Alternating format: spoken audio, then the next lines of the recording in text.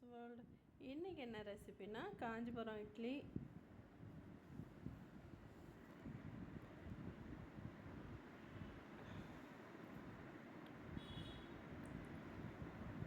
வாங்க, இந்த காஞ்சிபுரம் இட்லி வந்து இந்த கோயில் காஞ்சிபுரம் வரதராஜ பெருமாள் கோயிலில் வந்து நாங்கள் வாங்கிட்டு வந்தோம். ஒரு கெஸ்ட்டு எங்களுக்கு கேட்டாங்கன்னு சொல்லிட்டு வாங்கிட்டு வந்தோம்.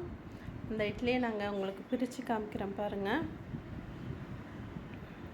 இது கோயிலேருந்தே வாங்கிட்டு வந்தனால அவ்வளோ டேஸ்ட்டாக இருக்கும் இந்த காஞ்சிபுரம் இட்லி.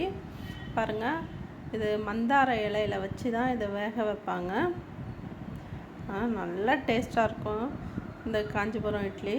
இந்த காஞ்சிபுரம் இட்லி ஒரு 3.5 கிலோ இருக்கும். இந்த நம்ம முழங்காய் அளவுக்கு இருக்கும் இந்த காஞ்சிபுரம் இட்லி. இப்போ பாருங்கள், அதை நிறுத்தி காமிக்கிறோம் எவ்வளோ பெருசாக இருக்குதுன்னு பாருங்கள். அருமையாக இருக்கும். ஆனால் இந்த இட்லி 4 நாள் வச்சு சாப்பிட்லாம். வெளியே இருந்தால் கெடவே கெடாது. அவ்வளோ நல்லா இருக்கும் இந்த காஞ்சிபுரம் இட்லி. பாருங்கள் எவ்வளோ நல்லா இருக்குது, பெருசாக இருக்குது பாருங்கள். இது வேகிறதுக்கு 5 மணி நேரம் 6 மணி நேரம் ஆகும் வேகிறதுக்கு.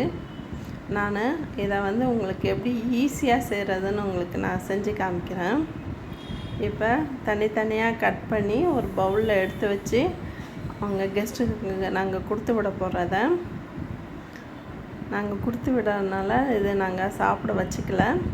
நாங்கள் சாப்பிட்றதுக்கு நம்ம வீட்டில் பண்ணிக்கலாம் அப்படின்னு சொல்லிட்டோம். அதனால் நான் இதே மாதிரி உங்களுக்கு நான் எப்படி செய்கிறதுன்னு சொல்கிறேன், காமிக்கிறேன் பாருங்கள். அளவில் இருந்து கரெக்டான அளவில் இருந்து உங்களுக்கு நான் சொல்கிறேன். இதுக்கு வந்து இட்லி பொடி கொடுப்பாங்க. அவ்வளோ அருமையாக இருக்கும். இட்லி பொடி, கார சட்னி, புதினா சட்னி, தேங்காய் சட்னி இதெல்லாம் வச்சு சாப்பிட்டா சூப்பராக இருக்கும். ஃப்ரிட்ஜில் வச்சு சாப்பிட்டா 1 வாரம் வச்சு சாப்பிட்லாம். வெளியேனா 4 நாள் வச்சாலும் கெடவே கெடாது இந்த காஞ்சிபுரம் இட்லி. இந்த பொடி வந்து கோயிலில் கொடுத்த பொடி தான். இப்போ பாருங்கள், அந்த காஞ்சிபுரம் இட்லிக்கு நான் அளவு சொல்கிறேன். இந்த டம்ளரில் 1 டம்ளர் புழுங்கல் அரிசி, அதே டம்ளரில் வந்து 1 டம்ளர் பச்சரிசி, அதே டம்ளரில் வந்து 1 டம்ளர் உளுந்து. இப்போ பச்சரிசியும் புழுங்கல் அரிசியும் தனியாக ஊற வச்சுக்கிட்டேன். இப்போ உளுந்தை தனியாக ஊற வச்சு அது கூட 1 ஸ்பூன் வெந்தயத்தை நான் சேர்த்துக்கிட்டேன். இது வந்து இந்த ரெசிபியை எங்களுக்கு அங்கே இருக்கவங்களே சொல்லி கொடுத்தாங்க. நான் அதே மாதிரி உங்களுக்கு நான் செஞ்சு காமிக்கிறேன் பாருங்கள். இதை ஊற வச்சு ஃப்ரிட்ஜில் வச்சிடலாம். இதை அரிசியை வந்து 3 மணி நேரம் ஊற வச்சு அரைச்சி எடுத்துக்கலாம். இப்போ நான் மிக்ஸிலேயே தான் அரைச்சி எடுக்க போகிறேன். இப்போ நான் உளுந்த ஐஸ் கட்டி போட்டு அரைச்சி எடுத்துக்குவேன். நல்லா வலுவலுன்னு நல்லா அரைச்சி எடுத்துக்கோங்க இந்த உளுந்தை. அதுக்கப்புறமா இது கூட அரிசி நம்ம அரைக்க போகிறோம்.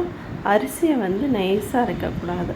இப்போ வந்து உப்பு, பெருங்காயம் நான் சேர்த்துக்கிறேன். பெருங்காயம் கொஞ்சமாக சேர்த்துக்கோங்க. இந்த அளவுக்கு பெருங்காயம்.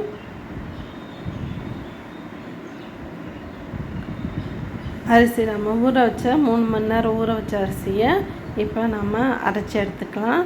இந்த அரிசியை வந்து நொய்யாக அரைக்கணும். அதாவது நைஸாக அரைக்கக்கூடாது, நொய்யாக அரைச்சி எடுத்துக்கணும். பாருங்கள், இந்த அளவுக்கு அரைச்சி எடுத்துக்கோங்க. அரைச்சி இப்போ உளுந்து கூட நம்ம கலக்கி வச்சுக்கலாம். பாருங்கள், நல்லா பாருங்கள், இந்த அளவுக்கு இருக்குது. அதாவது அரிசி உடஞ்சா போதும், அந்த அளவுக்கு இருந்தாவே போதும். இப்போ நான் இதில் ஊற்றி கலக்கிடுறேன். இப்போ உளுந்து கூட அரிசியை ஊற்றி நான் நல்லா கலக்கி ஒரு 6 மணி நேரம் புளிக்க வைக்க போகிறேன். இது புளிச்சாதான் நல்லாயிருக்கும். உடனே பண்ணணுன்னு நினச்சி தயிர் ஊற்றி வச்சா கூட நல்லா இருக்க மாட்டேது. நானும் செஞ்சு பார்த்துட்டேன் தயிர் ஊற்றி வச்சு, ஆனால் அந்த டேஸ்ட்டு வரல. 6 மணி நேரம் புளிக்க வச்சு இது பண்ணுங்கள், நல்லாயிருக்கும். இப்போ 6 மணி நேரம் புளிச்சிருச்சு.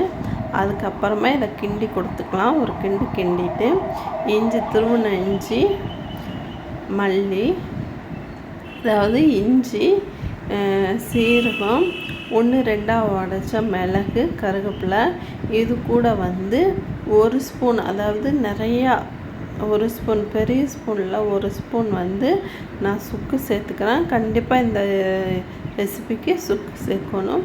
அப்போ தான் ஜீரணம் ஆகும். அதனால் சேர்த்துக்கிறேன். இப்போ கோயிலில் வந்து வெண்ணெய் நெய்யும் ரெண்டுமே சேர்த்துப்பாங்க. இப்போ நான் நெய்யும் சேர்த்துட்டு நல்லெண்ணெய் சேர்த்துக்கிறேன்.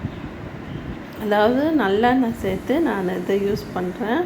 கோயிலில் வந்து வெண்ணெய் சேர்த்துப்பாங்க, வெண்ணெயும் நெய்யும் சேர்த்துப்பாங்க. நான் வீட்டில் அதனால நல்லெண்ணெய் சேர்த்துக்கிறேன். ஆனால் அதே டேஸ்ட்டு தாங்க வரும், மாறவே மாறாது. டேஸ்ட்டு அந்த அளவுக்கு நல்லாயிருக்கும் இது. இப்போ நல்லா கலக்கி கொடுத்துட்டு இப்போ நமக்கு தேவையான குக்கரில்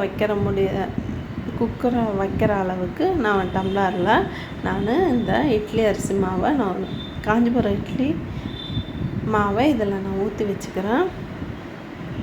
அதாவது இதில் வந்து தேங்காய் சில்லும், அதாவது வீட்டில் செய்கிறவங்க வந்து தேங்காய் சில் போட்டு செய்வாங்க.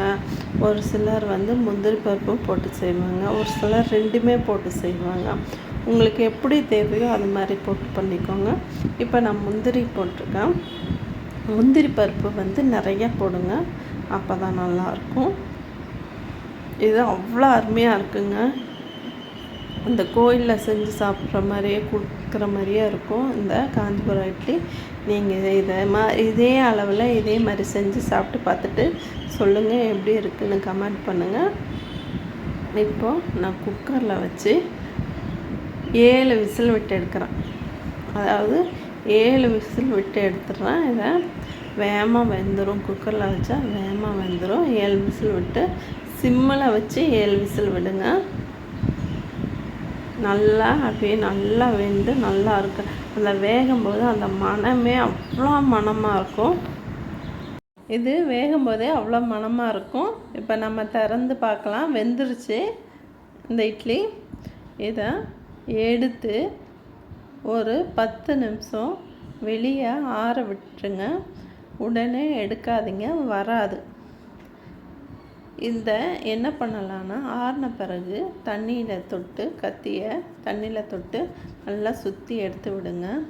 அதுக்கப்புறமா தட்டுங்க, வெளியே வந்துடும், கேக்கு மாதிரி வரும். பாருங்கள், நான் காமிக்கிறேன். பாருங்கள் எப்படி வந்து விழுகுதுன்னு பாருங்கள்.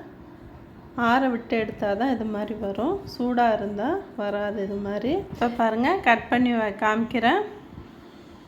இதை பாருங்கள் எவ்வளோ சாஃப்டாக இருக்குன்னு பாருங்களேன். நீங்களே பாருங்கள், அவ்வளோ சாஃப்டாக இருக்கும்.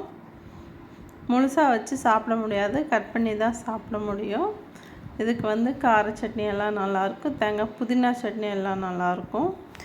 நீங்கள் இதை செஞ்சு சாப்பிட்டு பார்த்துட்டு கமெண்டில் சொல்லுங்கள் எப்படி இருக்குன்னு. இது மாதிரி வீடியோஸ்க்கு என் சேனல் லைக் பண்ணுங்கள், ஷேர் பண்ணுங்கள், கமெண்ட் பண்ணுங்கள், சப்ஸ்கிரைப் பண்ணுங்கள். தேங்க்யூ ஃபார் வாட்சிங்.